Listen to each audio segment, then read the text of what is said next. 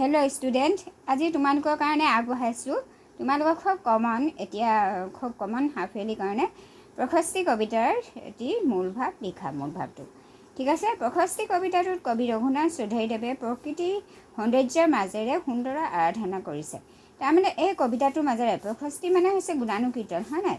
এই কবিতাটোৰ মাজেৰে কবি ৰঘুনাথ চৌধুৰীদেৱে কোনে লিখিছে এইটো কবিতাটো? ৰঘুনাথ চৌধুৰী। আমি মূল ভাৱ লিখিলে সদায় প্ৰথমতে কি লিখিব লাগিব? কোনে লিখিছে, হয়নে নহয়?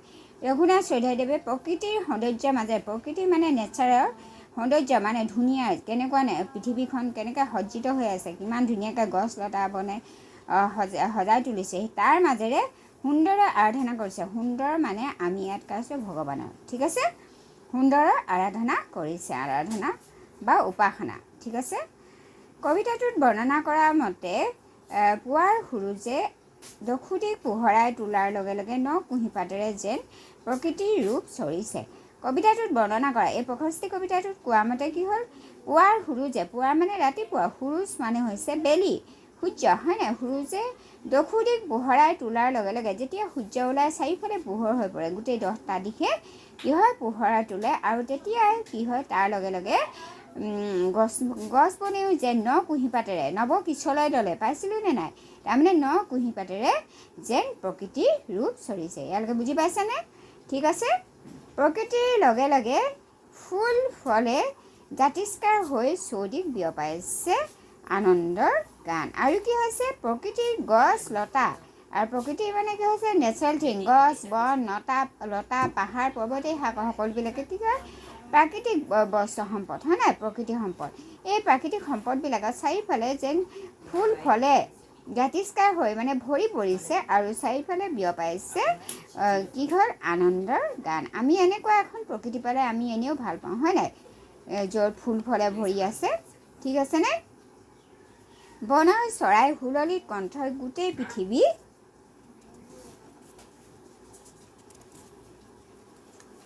বনৰ চৰাই হুললিত কণ্ঠই গোটেই পৃথিৱী কৈছে গুঞ্জন তুলিছে, য'ত কবিয়ে উপলব্ধি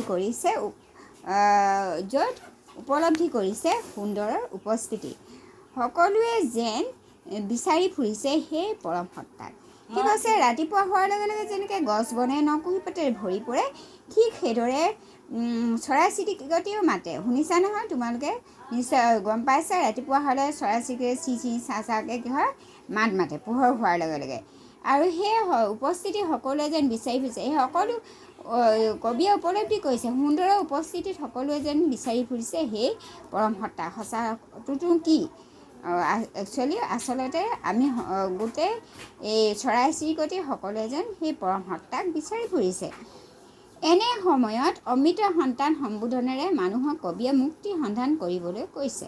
ঠিক আছে, এনে সময়তে কবি ৰঘুনাথ চৌধুৰীয়ে সেই সময়তে মানে ৰাতিপুৱাতে সেই সময়কণতে কি কৰিছে? অমৃতৰ সন্তান মানে আমাৰ মানুহবিলাকক অমৃতৰ সন্তানৰ লগত কি কৰিছে? সম্বোধন কৰিছে আৰু সকলোকে মুক্তিৰ সন্ধান কৰিবলৈ কৈছে।